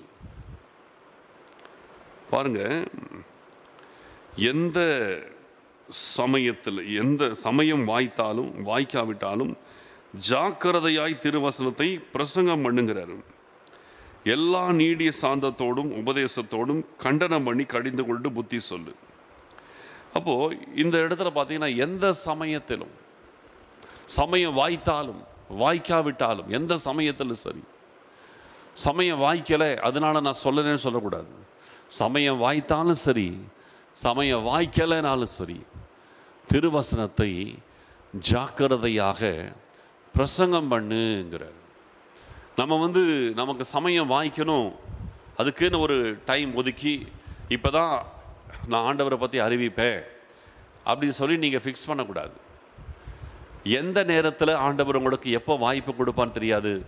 வாய்ப்பு கிடைக்கிற நேரத்திலெல்லாம் ஆண்டவரை நீங்கள் சொல்லுகிறவர்களாக இருந்தீங்கன்னா எந்த இடத்துலையும் உங்களை கொண்டு கர்த்தர் ஆத்துமாக்களை ரட்சிப்பார். புரிதுங்களா? நீங்கள் ஒரு வாய்ப்புக்கு வெயிட் பண்ணி நம்ம இந்த நேரத்தில் தான் காஸ்பல் சொல்லுவேன், இந்த சாயங்காலத்தில் தான் போய் காஸ்பல் சொல்லுவேன், அப்படி இல்லை. உங்களுக்கு தற்செயலாய் ஒரு நபரை நீங்கள் சந்திக்கிற ஒரு வாய்ப்பு எங்கேயாவது ஒன்று கிடைக்கும். அந்த நபர் பெரிய வேதனையில் இருப்பாங்க, மனம் உடைஞ்சிருப்பாங்க, உபத்திரவத்தில் இருப்பாங்க. அந்த நேரத்தில் நீங்கள் சரியான நேரத்தில் போய் சொல்லுகிற ஒரு வார்த்தை, நிச்சயமாக சொல்கிறேன், அந்த நபருடைய வாழ்க்கையை கட்டி எழுப்பும். எந்த சந்தர்ப்பத்தையும் நம்ம நடுவ விடக்கூடாது. புரிதலா? எந்த சந்தர்ப்பத்தையும். ஏன்னா ஜனங்கள் தவித்து கொண்டு இருக்கிறாங்க. நம்ம எதையுமே அசட்டை பண்ணக்கூடாது. சரி அப்புறம் பார்த்துக்கலாம், அப்படி இருக்கக்கூடாது. இன்றைக்கி மதியானம் எனக்கு ஒரு ஃபோன் கால் வந்துச்சு. ஒரு அருமையான தம்பி, எனக்கு தெரிந்த ஒரு தம்பி எனக்கு ஃபோன் பண்ணான். அவருக்கு ஆக்சுவலாக கிட்னி ப்ராப்ளம். அவர் டயாலிசிஸ் பண்ணுறார். அந்த அளவுக்கு கிட்னி அவருக்கு பாதிக்கப்பட்டிருக்கு. ஆனால் அந்த தம்பி சந்தோஷமாகவே இருப்பார். டயாலிசிஸில் ஒரு லைஃப் போகுது. அந்த நிலைமை இருக்கும்போது இன்றைக்கி அவர் எனக்கு ஒரு ஃபோன் பண்ணி திடீர்னு மத்தியானம், பாஸ்டர் நான் இப்போது நான் டயாலிசிஸ் பண்ணுறதுக்காக அங்கே அந்த சென்டரில் நான் வந்திருக்கிறேன் அப்படி சொல்லிவிட்டு அவரே டயாலிசிஸ் பண்ண அங்கே போயிருக்கிறார். அந்த இடத்துல இருந்துட்டு எனக்கு ஃபோன் பண்ணுறார். அந்த சென்டரில் உட்காந்துட்டு எனக்கு ஃபோன் பண்ணுறாரு. ஃபோன் பண்ணி சொல்கிறாரு, எனக்கு தெரிஞ்ச ஒரு பிரதர் இருக்கார், அவர் நான் முந்தி டயாலிசிஸ் பண்ணும்போது என் கூட அவரும் டயாலிசிஸ் பண்ணிகிட்டு இருந்தார். நடுவில் வேறு ஏதோ சித்தா மெடிசன் அப்படிலாம் எடுத்தால் இதெல்லாம் சரியாயிடும், டயாலிசிஸ் தேவையில்லை அப்படி சொல்லி யாரோ ஆலோசனை கொடுக்க அந்த மருந்து எடுக்க போனார். மருந்து எடுக்க போயிட்டு கொஞ்ச நாள் அவர் டயாலிசிஸ் பண்ணுறதை நிறுத்தி அவருக்கு கிட்டத்தட்ட உடம்பு கொஞ்சம் முன்னேற்றம் அடைஞ்ச மாதிரி இருந்துச்சு. அதனால் சந்தோஷமாக அப்படியே இருந்தார். திருப்பியும் முந்தானேற்று அவருக்கு திருப்பியும் சில ப்ராப்ளம் ரைஸ் ஆகிருக்குது. ரைஸ் ஆகினோடனே திரும்பியும் போய் ஒரு ஹாஸ்பிட்டலில் செக் பண்ணோன்னு சொல்லிட்டாங்க, நீ எதுக்கு டயாலிசிஸ் நீ நிறுத்தி இருக்கக்கூடாது, மறுபடியும் ஸ்டார்ட் பண்ணி தான் ஆகணும் அப்படின்னு அவர் செக் பண்ண அந்த ஹாஸ்பிட்டலில் சொல்லிட்டாங்க. நீ யாரை கேட்டு டயாலிசிஸ் நிறுத்தி நீ வேறு எதுவும் சித்தா மெடிசன் போகிறேன்னு சொல்லிட்டு நிறுத்திட்டியே, இது உன்னை பாதிச்சிருக்குது, உன்னுடைய கிட்னி ஒன்றும் சரியாகலை, நீ அங்கே போய் மருந்து சாப்பிட்டதுனால கிட்னி ஒன்றுக்கு சரியாகலை, நீ திருப்பி டயாலிசிஸ் ஸ்டார்ட் பண்ணி ஆகணும் அப்படின்னு டாக்டர்ஸ் சொல்லிட்டாங்க. சொன்ன உடனே இவருக்கு ஃபோன் பண்ணியிருக்காரு. இந்த நபருக்கு ஃபோன் பண்ணி, இத்தனைக்கு அவரும் கர்த்தரை அறிஞ்சவர் தான், ஃபோன் பண்ணி அழுகிறார். அழுது, நான் கொஞ்ச நாளாக கிட்டத்தட்ட 2 வருஷமாக அந்த சித்தா மெடிசனில் போய் டயாலிசிஸ் நிறுத்திட்டேன், நான் சரியாக போச்சுன்னு நினச்சேன். ஆனால் திருப்பி இப்போ நான் கொஞ்சம் பிரச்சனை வரவே போய் செக் பண்ண உடனே என்னுடைய கிட்னியெல்லாம் இன்னும் ரொம்ப சுருங்கிடுச்சுன்னு சொல்லிட்டாங்க, மறுபடியும் டயாலிசிஸ் பண்ணால் தான் நீ பிழைப்பேன்னு சொல்லிட்டாங்க. எனக்கு டயாலிசிஸ் போடுறதுக்கே எனக்கு பயமாக இருக்குது, பிடிக்கல, அதுக்கு தான் இவ்வளோ நாள் இப்படி இருந்தேன், நான் தற்கொலை பண்ண போகிறேன்னு சொல்லி அழுதார். நான் தற்கொலை பண்ண போகிறேன், அதுக்கு முன்னால் கடைசியாக உன்னை நான் பார்க்கணும். ஏன்னா இவங்க டயாலிசிஸ் சென்டரில் அடிக்கடி மீட் பண்ணிக்கிறவங்க. நான் தற்கொலை பண்ண போகிறேன், அதுக்கு முன்னால் நான் கடைசியாக உன்னை பார்க்கணும் அப்படின்னு அழுதுட்டு ஃபோன் பண்ணியிருக்கிறான். இவர் அந்த நேரத்தில் இவர் டயாலிசிஸ் சென்டரில் இருக்கிறார். இவர் எனக்கு உடனே ஃபோன் பண்ணார், மாஸ்டர் இந்த மாதிரி இந்த நிலைமையில் இருக்குது, எனக்கு கடைசியாக பார்த்துட்டு தற்கொலை பண்ணணுங்கிறான், அவன் வந்து டயாலிசிஸ் பண்ணுறதுக்கு பயந்துட்டு தற்கொலை பண்ணணும்னு சொல்கிறான், கடைசியாக என்ன பார்க்கணுங்கிறான், எதாவது அவன் பண்ணிக்குவானோன்னு தான் இருக்குது. நான் இப்போ டயாலிசிஸ் சென்டரில் இருக்கிற, அவனை பார்க்க முடியாது, நீங்கள் உடனே அவன்கிட்ட ஃபோனில் பேச முடியுமா அப்படின்னு சொல்லி கேட்டு நம்பர் உடனே சொன்ன உடனே அவர் நம்பர் எனக்கு கொடுப்பான்னு சொல்லி வாங்கி ஃபோன் பண்ணி பேசுகிறேன். அந்த சகோதரன் உண்மையிலே அழுகிறான். என்னை திருப்பி டயாலிசிஸ் பண்ண சொல்லிட்டாங்க, யாரை கேட்டு நீ நிறுத்தின, நீ கண்டிப்பாக பண்ணலைன்னா உனக்கு உயிருக்கு ஆபத்துன்னு சொல்லிட்டாங்கன்னு சொல்லி அழுகிறான். அப்போ நான் சொன்னேன், கவலைப்படாத தம்பி, கர்த்தரை நம்பு, நீ கர்த்தரை ஏற்கனவே அறிஞ்சிருக்கிற, கர்த்தரை நம்பு, நீ வந்து ஒரு நாள் என்னை வந்து நேரில் வந்து பாரு, நான் உனக்காக ஜெபிக்கிறேன். நான் ஃபோன்லேயே ஒரு ஜெபம் பண்ணிவிட்டு நேரில் வந்து பாரு, உன்னை ஒருத்தர் ஜெபிப்போம், ஆண்டவர் உனக்கு அற்புதம் செய்வார் என்று சொல்லி நம்பிக்கை கொடுத்த உடனே அவன் திடப்பட ஆரம்பித்தான். அப்போ பாருங்கள், இப்படி தான் ஒரு நபருடைய வாழ்க்கை. இப்போ இந்த நபர் வந்து இவன் யாரோ, நமக்கு என்ன இருக்கலாம், நமக்கு யாருன்னு தெரியாது.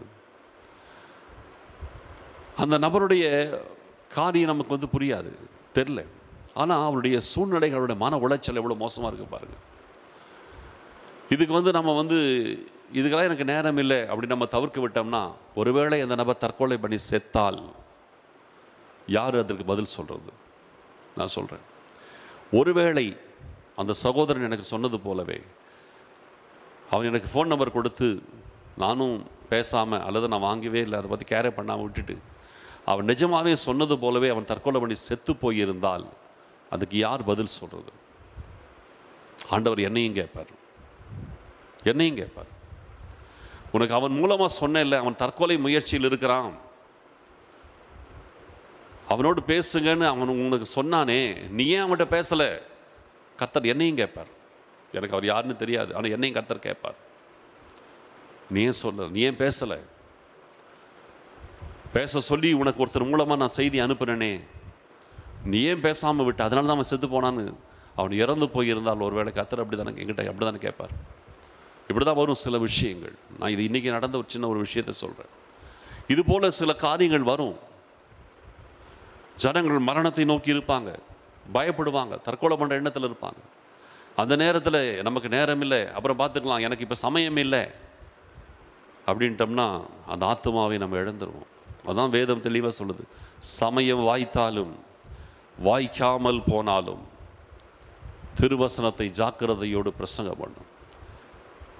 சமயம் வாய்க்கலன்னு இருக்கக்கூடாது, சொல்லணும்.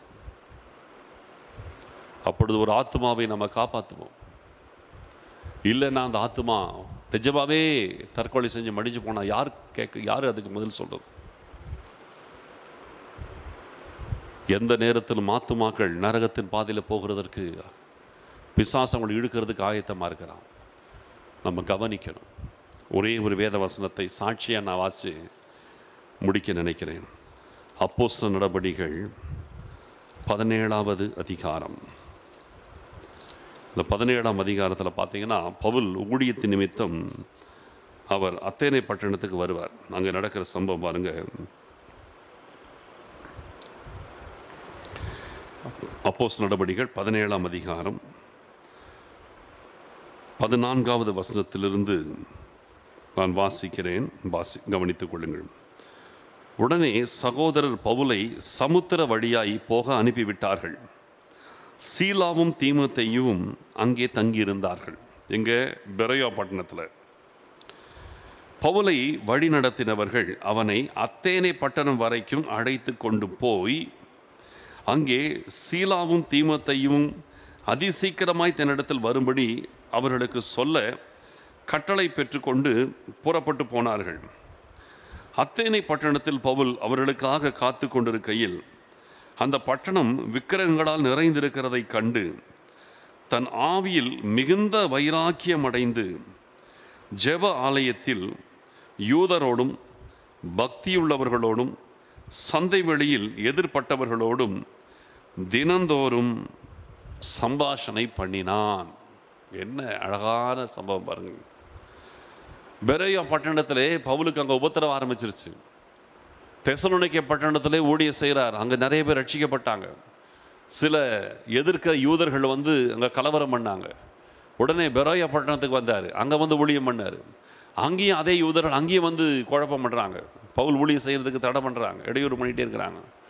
அப்போ பார்க்குறாங்க பவுலுக்கு இந்த இடத்துல இருந்தால் உயிருக்கு ஆபத்துன்னு சொல்லி அங்கிருந்த விசுவாசிகளான சகோதரர்கள் என்ன செய்கிறாங்க, கடல் மார்க்கமாய் ஒரு படகில் பவுலை ஏற்றி அவரை காப்பாற்றி கொண்டு வந்து அத்தேனை பட்டணத்தில் கொண்டு வந்து விட்டுட்டாங்க. அத்தேனை பட்டணம் என்பது கிரீஸில் இருக்குது. ஏத்தென்ஸ் புரியுதுலாம், கிரீஸில் இருக்குது. அந்த பட்டணத்தில் கொண்டு வந்து இறக்கி விட்டுட்டாங்க. அது ஒரு புறஜாதி தேசம், கிரேக்க தேசம். கிரீஸில் கொண்டு வந்து அங்கே இறக்கி விட்டுட்டாங்க. இறக்கி விட்டுட்டு பவுல் சொல்லி அனுப்புகிறார், சீக்கிரமாக தீமோத்தேயும் சீலாவுடைய கூட்டாளிகள், அவங்க 2 பேரும் அங்கே இருக்கிறாங்க.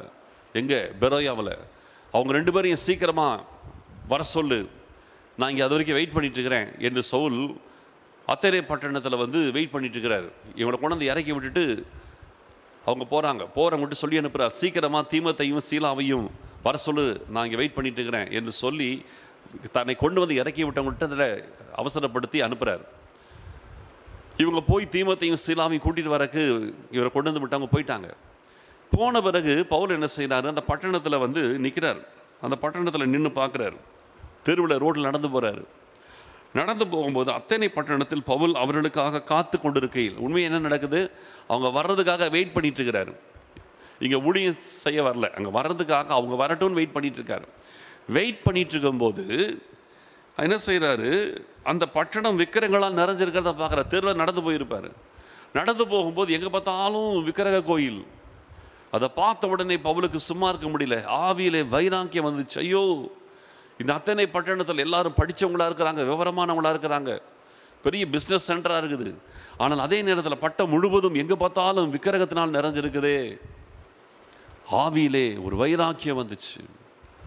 அந்த வைராக்கியத்தோடு சந்தை வெளியில் எதிரில் வர போகிறவங்க எல்லார்கிட்டையுமே பவுல் சம்பாஷணம் பண்ணாராம். ரோட்டில் நடந்து போகும்போது எதில் வர்றவங்க போகிறவங்க எல்லாரையும் நிறுத்தி ஆண்டவரை பற்றி பேசினார். இந்த இடத்துல அவர் வந்து வெயிட் பண்ணிட்டு இருந்தது, தீமோத்தேயு வர்றதுக்காக வெயிட் பண்ணிட்டு இருக்கார். அந்த நேரத்தை அவர் வெயிட் பண்ண நேரத்தை வேஸ்ட் பண்ணலை. அந்த நேரத்தில் எதிரில் பார்க்குறவங்க வர்றவங்க போகிறவங்க எல்லாருக்கும் ஆண்டவரை பற்றி பேச ஆரம்பிச்சிட்டார். பின்பு பவுலை கொண்டு போய் மார்ஸ் மேடையில் ஒரு மேடையில் நிறுத்தி, நீ சொல்கிறது இங்கே கேட்குறோன்னு கேட்பாங்க. அங்கே அவர் கிறிஸ்துவை குறித்து பேசுவார். சிலர் இந்த வாயாடி என்ன பேசுகிறான் கேட்போம் அப்படின்னுவாங்க. சிலர் கிண்டல் அடிப்பாங்க. அந்த ஜனங்களுக்கு பொழுதுபோக்கி புதுசாக ஏதாவது சொல்லி புதுசாக கேட்டுட்டு உட்காந்துருக்கணும். இதுதான் அந்த ஜனங்களுடைய பொழுதுபோக்கு. ஆனால் அங்கே இவர்கள் கேட்க பவுல் வசனத்தை சொல்ல அந்த அத்தனை பட்டணத்தில் ஒரு கூட்ட ஜனங்கள் ரட்சிக்கப்பட்டாங்க. எப்படி நடந்துச்சு? அவர் தெருவில் போகிற வரவங்களுக்கெல்லாம் ஆண்டவரை பற்றி பேசினதுனால தான் அந்த மார்ஸ் மேடையில் அவருக்கு பேசுவதற்கான வாய்ப்பு வந்துச்சு. அந்த மேடையில் அவர் பேசும் பொழுது ஒரு கூட்டம் அவரை இகழ்ந்தாலும் ஒரு சிலர் அங்கே ரட்சிக்கப்பட்டாங்க. ஆண்டவர் எங்கேயும் ஆத்துமாக்களை நமக்கு வச்சிருக்கிறார். நம்ம பேசணும். 3 காரியம் சொன்னேன். 1, வேதத்தை உங்களுக்குள் சேமிக்கிறதற்காக நேரத்தை செலவு பண்ணுங்க. 2வது, எந்த சமயத்திலும் யாராவது ஒருத்தருக்காக ஜெபிக்கிறதுல நேரத்தை செலவு பண்ணுங்க. 3வது, சுவிசேஷ வேலையை செய்வதற்கு எந்த நேரத்தையும் யூஸ் பண்ணுங்க. டைமை வேஸ்ட் பண்ணாதீங்க. நாட்கள் பொல்லாதவைகளானதால் காலத்தை பிரயோஜனப்படுத்தி கொள்ளுங்கள். இந்த காலம் பொல்லாதது. நாம் ஆண்டவருக்கு இந்த காலத்தை பயன்படுத்தணும். நல்ல போராட்டத்தை போராட வேண்டும். ஓட்டத்தை முடிக்க வேண்டும். விசுவாசத்தை காத்து கொள்ள வேண்டும். நீதியின் கிரீடத்தை பெற்றுக்கொள்ள வேண்டும். இயேசு கிறிஸ்து சொன்னார், பிதாவே, பூமியிலே உம்மை மகிமைப்படுத்தினேன், செய்யும்படி நீர் எனக்கு நியமித்த கிரியைகளை செய்து முடித்தேன். இந்த அறிக்கையோடு நாமும் ஆண்டவரை சந்திக்க போக வேண்டும். இதுதான் அற்புதமான வாழ்க்கை. ஜெபிக்கலாம். ஸ்தோத்திரம். நாட்கள் பொல்லாதவைகளானதால் காலத்தை பிரயோஜனப்படுத்தி கொள்ளுங்கள். அருமையான கர்த்தருடைய பிள்ளையே, உங்கள் காலத்தையும் நேரத்தையும் நீங்கள் ஜாக்கிரதையாக பிரயோஜனப்படுத்தணும். இருக்கிற காலத்தை நீங்கள் வீணாக்கிட்டீங்கன்னா கடைசி காலத்தில் நீங்கள் வருத்தப்பட வேண்டியிருக்கும். நான் சொன்ன அந்த சம்பவத்தில் இருந்த அந்த வாலிபனை போல வாழ்நாள் எல்லாம் வீணாளாக சென்று போயிற்றே, ஐயோ மோசம் போனேன், விட்ட நன்மை அழுதாலும் வருமோ. ஆத்மா ஒன்றும் ரட்சிக்காமல் வெட்கத்தோடே ஆண்டவா வெறும் கையனாக உம்மை கண்டுகொள்ளலாகுமோ. எப்படி ஆண்டவரே வெறுங்கையாய் நான் வந்து உங்களை சந்திக்கிறது? வெறுங்கையனாய் எப்படி நான் வந்து உம்மை பரலோகத்தில் சந்திக்கிறது? எத்தனை வருஷம் உம்மை அறிந்து நான் வாழ்ந்திருக்கிறேன் இந்த உலகத்தில். ஆனால் ஒரு ஆத்மாவும் கொண்டு வராமல் இப்படி வந்து வெறுங்கையா நிற்கிறனே, எவ்வளவு வேதனையாக இருக்கும். கொடுக்கப்பட்ட காலத்தில் கொடுக்கப்பட்ட வேலைகளை செய்து முடிக்க வேண்டும். இது இயேசு கிறிஸ்துவுக்கும் இது நியமிக்கப்பட்டது, பவுலுக்கும் இது நியமிக்கப்பட்டது, நமக்கும் இதுவே நியமிக்கப்பட்டிருக்கிறது. மறந்து விடாதிருங்கள். ஆண்டவருக்காக வேலை செய்யுங்க, வசனத்தை சேமிங்க, சேமித்த வசனத்தை பேசுங்க,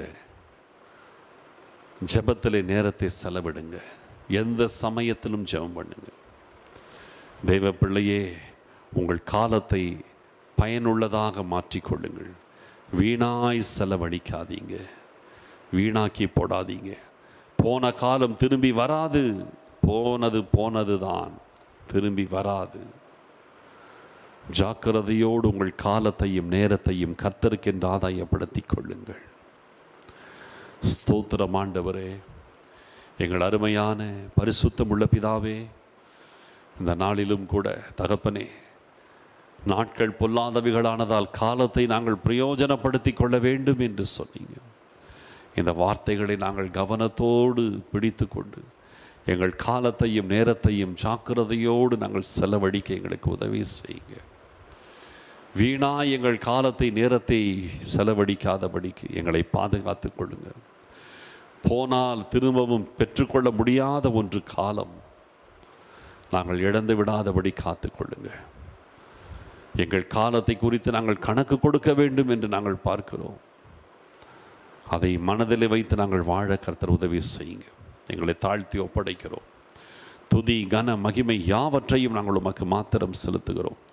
இயேசு கிறிஸ்துவின் மூலம் ஜெபிக்கிறோம் நல்ல பிதாவே, ஆமேன் ஆமேன். என் ஆத்துமாவே கர்த்தரை ஸ்தோத்திரி, என் முழு உள்ளமே அவருடைய பரிசுத்த நாமத்தை ஸ்தோத்திரி. என் ஆத்துமாவே கர்த்தரை ஸ்தோத்திரி, அவர் செய்த சகல உபகாரங்களையும் மறவாதே.